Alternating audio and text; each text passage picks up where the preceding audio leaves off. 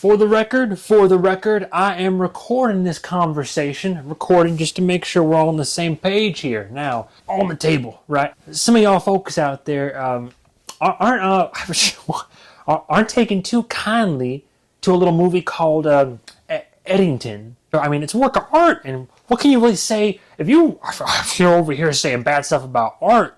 I tell you what, I'm here to set the record straight. I'm here to review Eddington and give it its proper time and credit. You know what? I used to think that some of you out there were some hot shit. I tell you what, but now, you know what I think? I think I'm just a better reviewer than you, a better person. And I think if some of y'all learned how to open up your hearts, and I tell you right now, the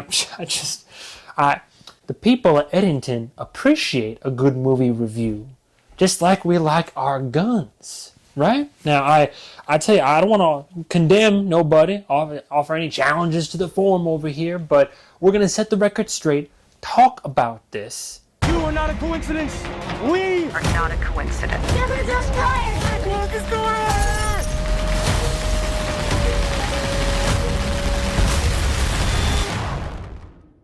We need to free each other's hearts.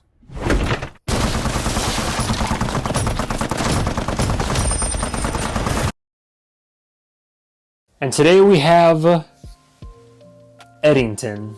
New lapel mic, so the audio quality might sound different, hopefully better. Hopefully it makes for a more mobile, consistent quality viewing experience. I don't know, you tell me. What is this movie, huh? I'm sure a lot of you might not even have heard about this one, aside from some maybe, I don't know, like rage-baity articles of people talking about claims of centrism online and the like. But before I get into why I probably loved the movie, we'll get into that in a moment, more reasons and everything. Start from the top down as always. Eddington is the fourth feature film. I don't even need notes for this one. I'm actually kind of familiar with a lot of what went into making this, but Eddington is in fact the fourth feature film by director Ari Aster. Now, if you're not familiar with Ari Aster, arguably his biggest, and funny enough, it was his first feature film, his big break, Hereditary. Most people love it. Some people aren't, that's not their cup of tea. You definitely gotta know Midsommar. I'd be very surprised if you haven't even heard about Midsommar. In my opinion, both Boehner films in their own right. Then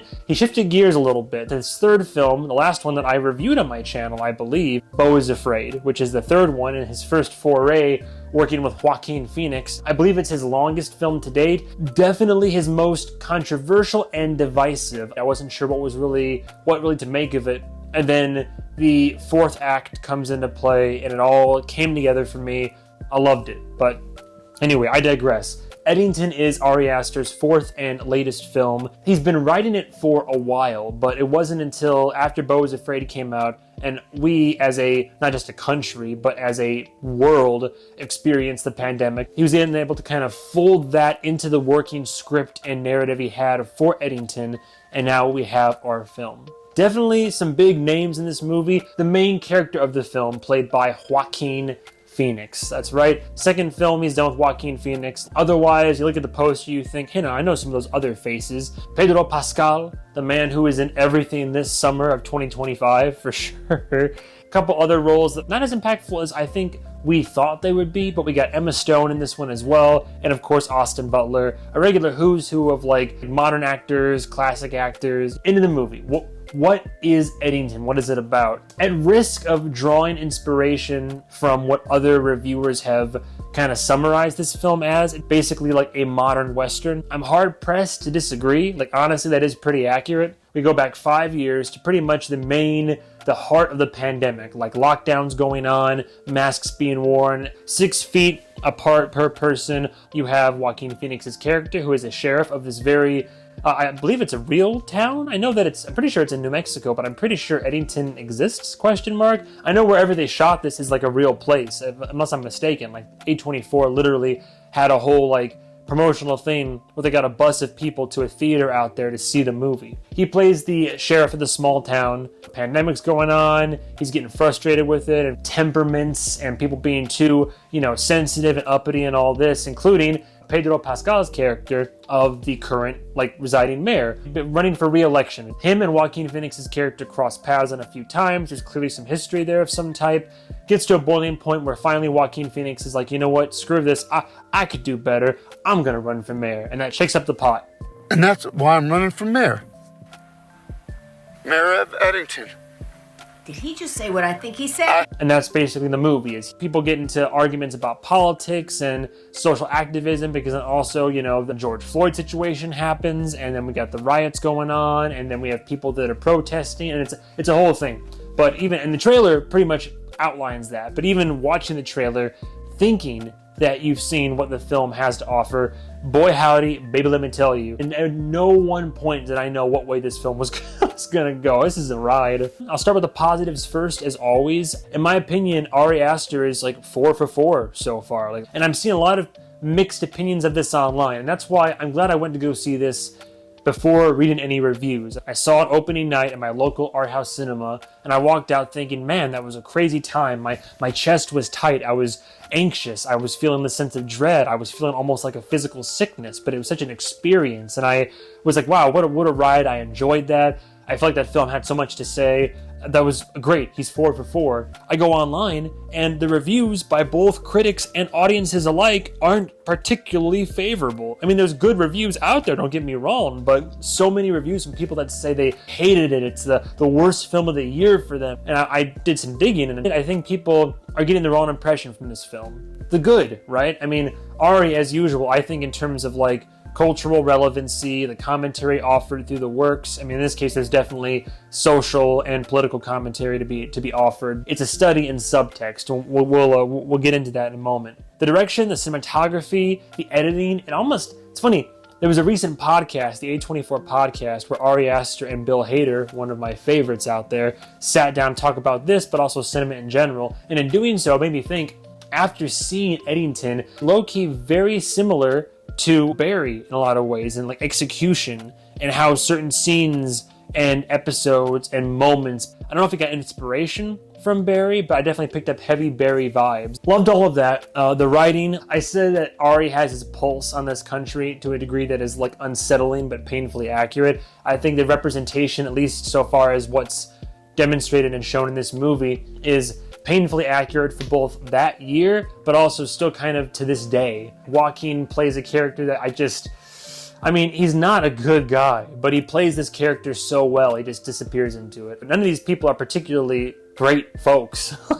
The big thing for me is what a lot of people claim what makes the film not good: centrism, and that Ari's too down the middle aisle, not enough blame where it's supposed to be. All it is glorifying the actions of heinous individuals, and I could not disagree more. In my personal, apparently not so humble opinion, I don't know. Here's the funny thing to me. In this film, there's a lot that's said outright and done outright, and as the film goes on, it's done even more so outright. But through most of this film, what people say and what people are actually saying, if you read between the lines, there's subtext to actions and dialogue. There's the obvious things that are crazy things that are said that are very racist or offensive or prejudicial or xenophobic. Then there's the true the true Americana, the true American racism and discrimination and what people actually mean. It's between the lines in the subtext. I was picking up what Ari Aster was putting down.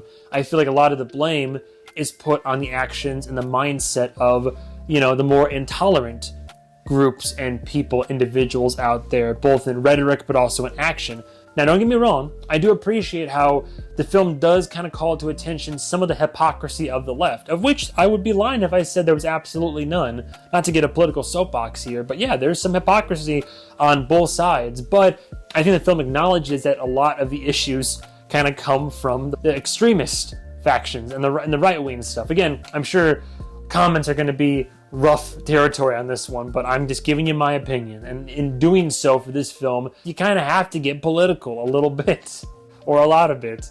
I find it funny how a film that offers a more nuanced approach to all this, insofar as that it trusts its audience to extrapolate and interpret information and context and subject material and true messaging, or even the other side of that with virtue signaling, or people that are fighting for causes that are, you know, good or just or righteous, but doing so for the wrong reasons. And people online see this and they listen to it and watch it and they say, oh, Ari's being too centrist. He's not willing to point a finger at either side, which I would say hard to disagree. But that's the art of subtlety, right? People either pick it up or they don't. The opposite side of the fence, in my opinion, is you have a show like The Boys, right? They make it very clear, and people still don't pick up the messaging, but the show makes it very clear what its messaging is. Oh, okay. I saw the light in your eyes. Just take the money. You one of them? And will even shove it down your throat. I go where the crime is, and the crime just happens to be in black neighborhoods. That's not my fault. To show you who the bad guys are supposed to be kind of way. Nazi stormfront, Hitler star, run her over with a car. It's catchy. People see that, and what do they say? Oh, woke. They say that it's too overt, and it's too obvious in its messaging. So I find it funny how One Piece is, in my opinion, like subversive and intelligent and subtle and has subtext and extra context that we as the audience are meant to extrapolate from and interpret. And people say, oh, it's too centrist. But when people do have a more plainly stated argument or message, then people will cry out woke, or that it's too this or too that. So damned if you do, damned if you don't, I suppose. If you have a valid complaint about the film, sure, let's talk about it. You don't have to love this film, but I think that if you found your argument, as so many people have, on the foundation, the ideology, that this film is like too centrist, I think that you are woefully misguided, and I will argue against you in regard to that point. Soapbox aside, what more is there to say? Really the only negative note that I have is that some characters didn't have quite the screen time or the dedication in plot that I thought they would have, that I assumed they would have. And now for the sake of the narrative, it makes sense why Ari did what he did, and why the film progressed in the way that it did, and why they were only involved in the limited ways they were. And they still have an impact on the story. I just kind of wish there would have been more, and I thought there could have been more, but I digress. It's only a very minute complaint on my end. I went to see it twice because I wanted to get multiple opinions on it. I went and saw it with 3 friends, saw it again with 2 more friends. I wanted to get like a wide variety of opinion and possibly dissenting ones, but we all kind of agreed more or less that it was a really good, really visceral experience of a film. I think there's really much else I have in the way of like negatives to say. Maybe I would have just loved more of what was already put forth. I'd be comfortable in giving Eddington 2025 release probably a low 5 out of 5. Like a low 5 out of 5. Like after seeing it twice to confirm my feelings on it, like it's damn near perfect. I think people are misguided in their approach to how they're watching the film. I'm genuinely curious. I want to hear your opinions below. Let's talk about it. I understood what I believe the director was trying to get across, but a lot of people are not a fan. My, I guess, hot take for the year is I loved it. I do finally have a letterbox now, so same as my Instagram, YouTube, any new films that I see, go right on there with a quick little review. Gonna try to slowly but surely fill it all out. All my letterbox reviews for newer films or new-ish films will eventually go on Instagram as well, so it'll all be cross-shared through there if you prefer Insta as opposed to Letterboxd. That's all I got for today. So thank you guys and gals so much for watching. Stay tuned for the next movie review that I do. With a heavy heart, I say goodbye. Have a good night. Have a good day. Goodbye. Goodbye, travelers. Now, okay? Y'all take care. Y'all come back now. We'll see you around.